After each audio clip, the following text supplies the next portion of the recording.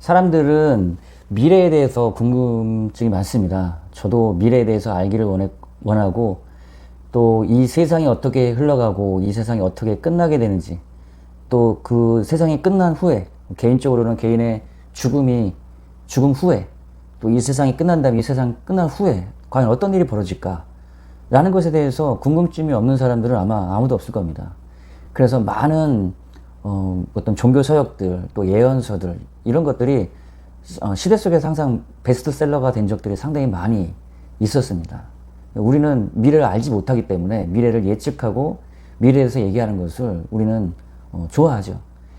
그런데 우리는 다른 것을 볼 필요가 없이 과거, 현재, 미래를 꿰뚫어서 보고 계시는 이 시간이라고 하는 것을 초월해서 계시는 하나님께서 이미 우리가 있을 일들에 대해서 선지자들을 통해서 사도들을 통해서 우리에게 말씀해 주셨고 그것을 성경으로 기록해 놓으셨기 때문에 우리는 다른 것을 찾을 필요가 사실 없습니다.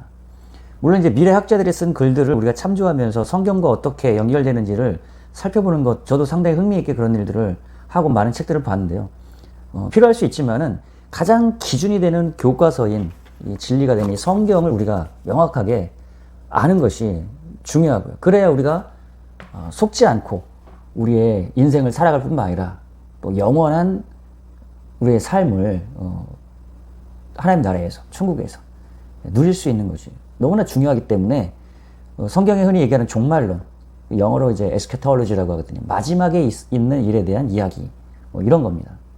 그것을 지금 해나가는 가운데 있는데 지금 첫 번째 세계에 4개의 큰 제국들이 일어날 것이다.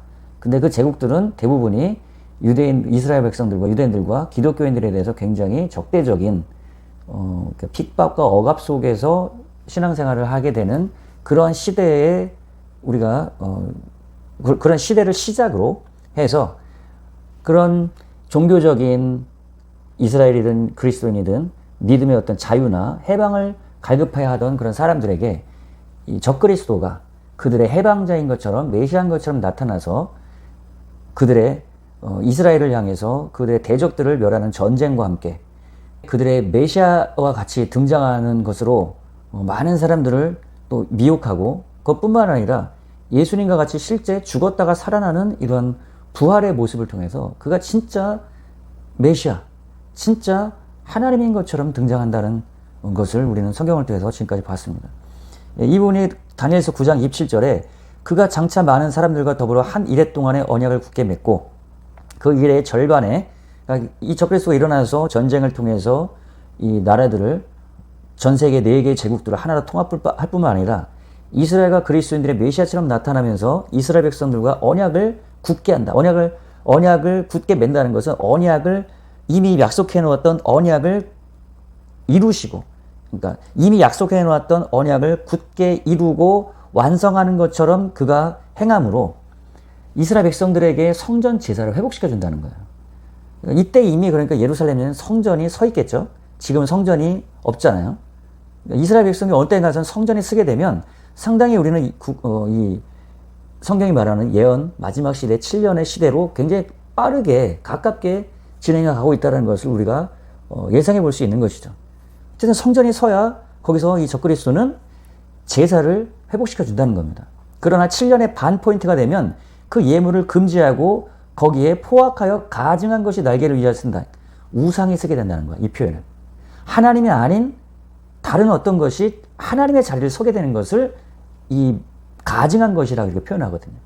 그런데 이것은 이미 정한 종말까지 진노가 황폐케 하는 자에게 쏟아지니라. 이것은 멸망할 때가 있다는 겁니다. 그 시기가 바로 3년 반 후죠. 그 7년의 마지막 타임을 적그리스도가 제사를 회복시켜주는 것으로부터 시작되는데 그 7년의 반에는 제사를 폐해버리고 자기를 하나님으로 일컫게 만들고 그리고 3년 반 후에는 그가 멸망하게 된다는 겁니다. 그러니까 멸망에 가증한 것, 멸망하게 될 가증한 것이 서게 되는 포인트가 바로 마지막 7년의 타임라인의 중간에 3년 반 시대에 시작된다는 것이죠. 이것은 예수님이 말씀하신 바입니다. 선지자 다니엘, 제가 방금 읽어드린 그 다니엘을 예수님이 인용하시면서 멸망에 가증한 것이 거룩한 곳 예루살렘 성전에 선 것을 보거든 읽는 자는 깨달을진저 이는 그때 큰 환란이 시작된다는 겁니다. 그러니까 멸망에 가증한 것, 성전의 멸망할 가증할 우상이 서게 되는 이것이 바로 적그리스도가 그게 자기가 메시아로 하나님으로 서게 될 포인트로 우리는 분명히 이해할 수가 있는 것이죠. 그때부터 큰 환란이 시작되는 겁니다. 근데 이 환란과 핍박은 누구로부터 주어지는 것이냐? 요한계시록 13장 이후에도 계속 나오지만 적그리스도가 사단의 권세를 입고 적그리스도가 이스라엘과 크리스찬들, 그리스도인들에게 가하는 그러한 핍박입니다. 왜냐하면 자기를 하나님으로 인정하지 않는, 메시아로 인정하지 않는 그들을 죽이고 핍박하는 그러한 시대라는 것이죠. 이것을 데살로니가 후서 2장에서도 바울도 얘기했습니다. 누가 어떻게 하여도 너희가 미혹되지 말라. 먼저 배교하는 일이 있고 많은 사람들이 메시아로 그 적그리스도를 받아들이기 때문에 배교하는 겁니다. 저 불법의 사람 곧 멸망의 아들이 나타나기 전에는, 그러니까 큰 배교가 있고 멸망의 아들 적그리스도가 출현하기 전에는 예수님이 이르시지 않는다는 거예요. 그러니까 예수님이 이르기 전에 적그리스도의 출현과 큰 배교가 일어난다는 겁니다.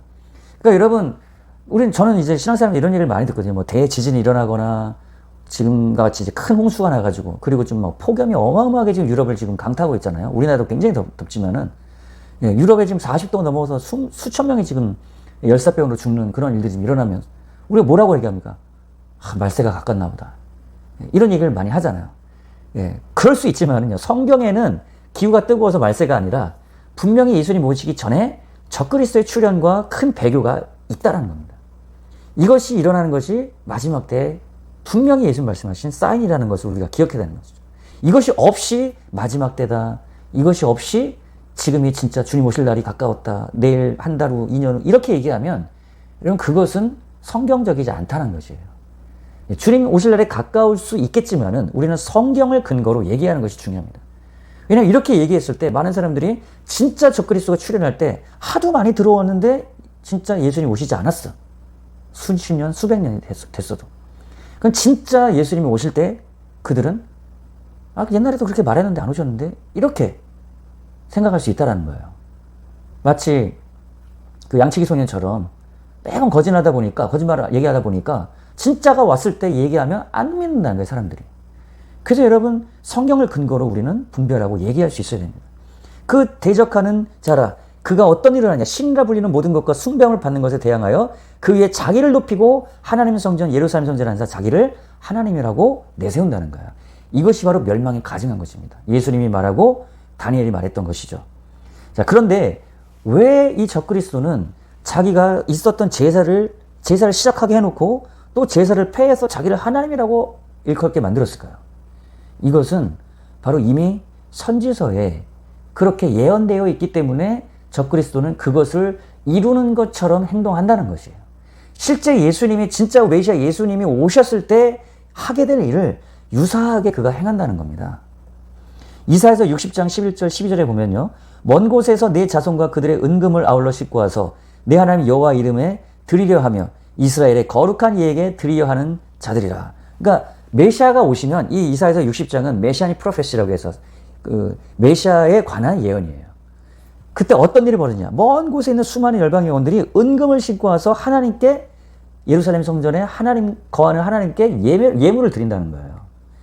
그래서 이제 제사를 드리죠. 그렇게 해서 제사를 회복하죠. 메시아가 오면 예루살렘 성전을 회복하는 것이 메시아의 사역 중에 하나였으니까. 그래서 네 성문이 항상 열려 주야로 닫히지 아니하리니 이는 사람들이 내게로 이방 나라들의 재물을 가져오며 그들의 왕들을 포로로 이끌어오미라. 너를 섬기지 아니하는 백성과 나라는 파멸하느니 그 백성들은 반드시 진멸되리라. 이 부분 때문에 적그리스도는 자기를 하나님이라 경배하지 않는 그러한 상당수의, 성경에 적어도 3분의 1의 이스라엘 백성들과 그리고 그때 남아있는 그리스도인들을 핍박하고 죽이고 거의 진멸시켜버리려 한다는 거예요. 왜요? 예수님 오실 때, 진짜 메시아 오실 때 이렇게 하실 거라는 것이 이사야서에 이미 예언이 되어 있단 말이죠.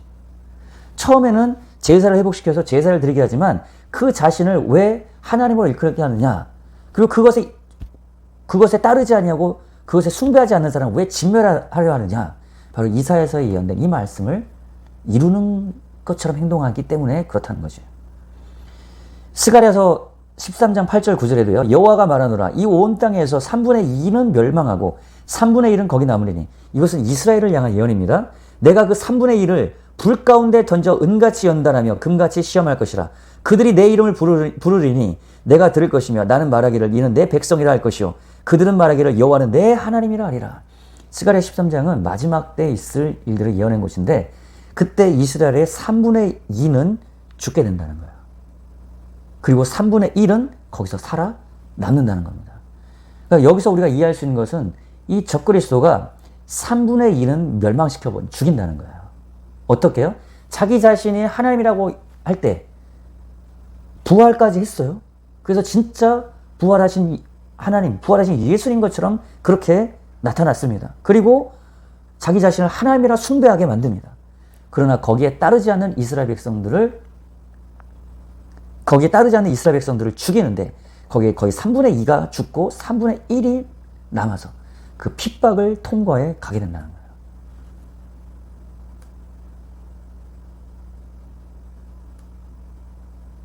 이 3분의 1들 가운데 요한계시록에 나오는 7장에 나오는 14만 4천을 또 뽑아서 하나님 마지막 때의 전사와 같이 그들을 사용하게 된다는 것입니다. 요한계시록 11장 8절 10절에 그들의 시체가 큰 성길에 있으리니 그 성은 영적으로 하면 소돔이라고도 하고 애굽이라고도 하니 곧 그들의 주께서 십자가에 못 박히신 곳이라. 이 두 선지자가 땅에 사는 자들을 괴롭게 한 고로 땅에 사는 자들이 그들의 죽음을 즐거워 기뻐하며 서로 예물을 보내리라 하더라. 이때 두 증인이 나타나서 적그리스도와 거짓 선지자와 맞서서 이제 진짜 오실 메시아 예수를 예비하는 그러한 사역을 하게 됩니다. 그 전에 이 적그리스도를 진짜 그리스도처럼 메시아처럼 인도하는 거짓 그 선지자가 있었죠. 실제 두 증인이 일어나서 여기에는 많은 해석이 있습니다. 근데 실제로는 두 사람이 일어나서 그 메시아 예수, 그러니까 적그리스도와 거짓 선지자가 잘못된 사역, 거짓 선지자 사역을 하고 있다는 것을, 거짓 그리스도라는 것을 증명하고 선언하고 그리고 진짜 메시아 오실 길을 예비하는 그런 일들을 할 것이라는 거예요. 근데 이 적그리스도가 그들을 죽이게 되는데 그때 3일 만에 또 이들이 툭툭툭 털고 일어나서 다시 하나님께서 하늘로 들어 올려가는 그러한 이제 일들을 행하시죠. 이 일이 바로 그때쯤 일어날 것으로 저는 보고 있습니다. 요한계시록 11장부터 시작해서 15장까지 마지막 때까지 흘러왔던 일들을 쭉 설명을 하고 또 앞으로 주님 재림하시는 임박한 재림을 예고하고 알려주는 그 내용들이 요한계시록 11장에서 15장까지 흘러가게 되는데 그 7년의 그 마지막 때 그 타임라인 가운데 마지막 3년 반을 앞둔 중간 포인트쯤에서 바로 이 일들이 일어날 것이라는 거예요. 왜냐하면 적그리스도가 출현해서 자기 자신을 하나님이라 일컬으면서 자기를 경배하기 때문에 그가 참 메시아가 아니라는 것을 이 두 증인이 증거하는 것이죠. 그러면 왜 이 적그리스도는 자기 자신을 왕으로 실제 자기 자신을 메시아일 뿐만 아니라 하나님으로 인정하게 만들고 자기를 숭배하게 만들었을까? 바로 이것이 또한 선지서에 예언된 내용이기 때문에 그렇습니다. 선지서에는 메시아가 하나님 자신임을 얘기하고 있어요. 오실 메시아가 하나님이라는 것을 선지서에는 얘기하고 있습니다. 대표적인 것이 예레미야 23장이에요. 보라, 때가 이르느니 내가 다윗의 한 의로운 가지를 일으킬 것이라. 그가 왕이 되어 지혜롭게 다스리며 세상의 정의와 공의를 행할 것이며, 이게 메시아의 예언이거든요. 그가 다윗의 후손으로 올 것이라는 것을 성경은 예언하고 있잖아요. 그의 날에, 그 메시아의 날에, 메시아 구원의 날에 유다는 구원을 받겠고 이스라엘은 평안히 살 것이며 그의 이름은 여호와, 그 메시아의 이름이 여호와 자신이라는 거예요. 우리의 공이라. 공이 자신이신 그 여호와를 일컬음 받는 그 메시아가 와서 다윗의 후손으로 와서 이러한 세상의 정의와 공의를 행하고 그의 백성 유다를 구원하는 그 일을 할 것이라는 거예요. 그래서 이스라엘 백성들이 약속을 붙들고 기다리고 있었단 말이에요. 그래서 메시아가 하나님 자신임을, 자기 자신임을 나타냈던 것이죠. 미가서 5장 2절에도 베들레헴 에브라다야, 너는 유다 족속 중에서 작을지라도 이스라엘을 다스리는 자가 내게로 나올 것이라. 그의 근본은 상고에 영원에 있느니라. 그의 근본, 그의 뿌리는, 상고라는 것은 영원 전부터라는 뜻이에요. 그러니까 그는 영원한 존재라는 겁니다. 이 베들레헴 에브라다야, 너는 유다 족속 중에 작을지라도 이스라엘을 다스릴 자가 거기서 태어난다는, 베들레헴에서 태어난다는 것이 예언되어 가지고 그 예수님이 이 예언을 이루기 위해서 요셉과 마리아가 베들레헴으로 갔을 때 거기서 예수님 태어나잖아요. 그래서 예수님이 메시아가 아니라는 것을 사람들이 예수님 메시아라는 걸 인정하지 않았던 이유 중에 하나가 예수님은 나사렛에서 태어난 것으로 그들은 알았단 말이죠. 근데 마태는 그가 베들레헴에서 태어난 것을 그래서 증거했던 겁니다. 근데 그 태어날 그분이 바로 영원 전부터 계시는 하나님 자신이라는 거예요. 그리고 다니엘서 7장 13절 14절에서도 내가 또 한밤중에 보니 인자 같은 이가 하늘에 구름을 타고 와서 옛적부터 항상 계시네. 여기 또 나오죠. 이것은 이제 메시아의 예언인데요. 옛날 옛적부터 항상 계시네. 그래서 이 표현 때문에 요한계시록에서는 이 표현을 인용해서 from 알파와 오메가, 그러니까 처음과 나중 이렇게 표현을 하죠. from everlasting to everlasting. 영원 전부터 영원 후까지 계시는 하나님, 영원하신 하나님이라는 것을 표현하는 표현인 것이죠. 이에게 나아가 그 앞으로 인도되네.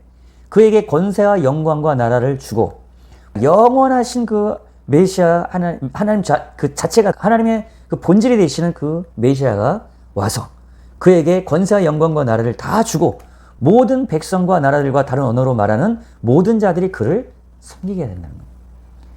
그래서 이 적그리스도도 예루살렘 성전에 앉아서 자기를 숭배하게 하고 이 말씀을 이루는 것처럼 자기를 경배하게 했던 것이죠. 메시아 자신이 그런 하나님 자신이었기 때문에 그렇습니다. 그것이 선지서에 말하고 있었던 그런 예언된 말씀이었기 때문에 그랬던 것이죠. 그의 권세는 소멸되지 아니하는 영원한 권세요. 그의 나라는 멸망하지 아니할 것이다. 그의 권세는 영원한데 근데 적그리스도는 어떻습니까? 그 권세가 잠시 3년 반 동안 전 세계를 지배하고 다스리는 것처럼 행하지만 그는 거짓 그리스도, 거짓 메시아이기 때문에 그 영원한 멸망 가운데가 던져지고 그리고 진짜 우리의 예수 그리스도 참된 메시아가 재림하시면서 그 메시아가 적그리스도의 권세를 패하고 그를 산채로 유황불에 던져버리는 내용으로 요한계시록 19장이 마무리되면서 참 그리스도, 참된 메시아 예수께서 재림하시게 되는 거죠. 그래서 이 적그리스도는 여러분 우리가 적그리스도라고 얘기할 때 안티크라이스트라고 얘기할 때 그것을 대적하는 그리스도라는 말보다는 그를 참된 메시아를 대신하는 속이는 그리스도로 우리가 이해를 해야 그래야 속이기 때문에 영어에는 보면은 그 원 의미가 in place of and in substitute of 대신하는 그를 대체하는 그리스도이기 때문에 거짓 그리스도, 속이는 그리스도, 더 나아가서는 적그리스도의 의미를 갖게 되는 것이죠. 그래서 이 거짓 그리스도의 미혹에 주의하라고 예수님 마태복음 24장에 그렇게 강조해서 얘기했던 거예요. 가장 먼저 예수님이 제자들이 예수님에게 마지막 예수님이 재림하시는 하나님 나라가 도래한 그때 어떤 일이 일어나겠습니까? 라고 얘기할 때 예수님이 거짓 그리스도, 적그리스도의 출현을 먼저 얘기하시면서 그들의 미혹을 주의하라고 얘기하시죠. 그래서 예수님도 마태복음 24장 5절에 제자들이 마지막 때 예수님이 메시아에 도래하는 그 날에 어떤 일이 일어나겠습니까? 라고 하는 걸 물어봤을 때 예수님이 가장 먼저 하신 말씀이 바로 많은 사람이 내 이름으로 와서 이르되 나는 그리스도라 하여 많은 사람을 미혹하려 많은 사람을 속인다는 거예요. 24장 24절에 보면은 거짓 그리스도들과 영어로 false messiah, 이렇게 false Christ 이렇게 분명히 말해놨죠. 거짓 메시아 그리스도와 거짓 선자들이 일어나서 큰 표적과 기사를 보여 할 수만 있으면 택하신 자들도 미혹하리라. 택하신 자들도 구원받은 자들도 속인다는 겁니다. 할 수만 있다면. 그래서 속지 않도록 깨어서 근신하여 그들의 미혹을 주의하라고 그렇게 강조해서 말씀하셨던 것이죠. 그러니까 많은 사람들이 이 미혹에 속는다는 겁니다. 그리고 그가 요한계시록 13장에 그가 이제 다음 주에 그 내용에 대해서 좀 더 자세하게 할 건데요. 그가 자기에게 경배하지 않는 사람들은 표를 받지 않게 해서 표를 받지 못하게 해서 매매를 하지 못하게 경제생활을 못하게 만들어버려요. 굶어 죽인다는 겁니다. 그럼 누가 그 표를 받느냐? 그 거짓 그리스도를 진짜 메시아로 인정하는 자, 그 어려움과 경제적 환란에 무릎 꿇는 자, 그리고 실제 그가 메시아라고 믿고 속는 자들에게 표를 주고 매매하게 할 수 있도록 허락해 준다는 거예요. 근데 요한계시록 여러분 계속 보면 그 표를 받는 자는 불과 유황못에 던져진다라고 성경은 얘기하고 있죠. 왜 그렇습니까? 우상에게 무릎 꿇고 우상을 숭배하는 그런 사람들은 예수 그리스도 재림의 날에 예수님의 재림의 날 부활의 그 영광에 동참할 수 없다는 거예요. 근데 거기에 많은 사람들이 미혹되고 무릎 꿇고 속고 그리고 핍박과 환난에 배교하기 때문에 예수님은 이 부분을 그렇게 강조해서 말씀하셨던 것이죠. 여러분, 오늘 멸망에 가증한 것이 거룩한 곳 예루살렘 성전에 서게 될 때에 그때가 바로 마지막 때 타임라인 7년의 중간 부분이다라는 것. 그리고 그 3년 반의 대핍박과 환난의 시작이 바로 멸망에 가증한 것. 거짓 메시아, 거짓 그리스도가 거기에 서서 자기를 경배하게 만든다는 거. 여러분 기억하시고요. 그리고 그것을 그가 행하는 이유 중에 하나가 바로 선지서에 예언된 그 메시아에 대한 예언을 그가 이루는 것처럼 행동한다는 것이에요. 그 메시아에 대한 예언은 예수께서 다시 오실 때 그분이 완벽하게 이루실 것입니다. 완벽하신 예수 그리스도의 그 말씀과 그 예언을 여러분 기억하시면서요. 속지 않는 여러분, 그리고 그 핍박과 환난을 여러분 반드시 승리하고 요한계시록 15장에 나오는 대로 인내야, 그러니까 성도들의 믿음의 인내가 여기 있느니라 말씀하신 대로 믿음으로 인내해서 그 환난과 핍박을 승리하는 여러분 되시기를 주님 여러분 축복합니다. 이것을 모르면요, 이런 환난이 오고 미혹이 올 때 많은 사람들이 두려워 떨면서 굴복하거나 알지 못해서 속는다는 거예요. 근데 하나님이 그래서 이렇게 모든 것을 준비할 수 있도록 알려주셨습니다. 여러분, 극적인 영화나 극적인 스포츠의 결말을 여러분이 알고 재방송을 본다면 극적이고 그런 어려운 상황이 와도 우리가 그렇게 거기에 좌지우지 되지 않는 것은 결과를 알고 있기 때문에 그냥 평안하단 말이죠. 마찬가지로 우리가 당할 어떤 시험과 환난의 때, 핍박의 때가 온다 할지라도, 세상에 어떤 멸망의 징조다, 위기다 이런 것이 올다 할지라도 우리가 거기에 안절부절하거나 동요하지 않을 수 있는 것은 이미 우리에게 이 마지막에 어떻게 될 것을 우리에게 말씀해 주셨기 때문에 우리는 평안 가운데 속지 아니하고 이 길들을 걸어갈 수 있다라는 거예요. 그 더 중요한 건 마지막에 우리가 순교하는 일이 있는다 할지라도 우리는 예수님과 함께 다시 부활할 것을 성경은 또한 우리에게 말씀해 놓고 있기 때문에 여러분, 우리는 죽음이 우리를 어떻게 할 수 없는 그런 사람이라는 것. 그 약속을 붙들고 그 부활의 소망을 붙들고 부활의 믿음을 가지고 우리는 승리할 수 있다는 것.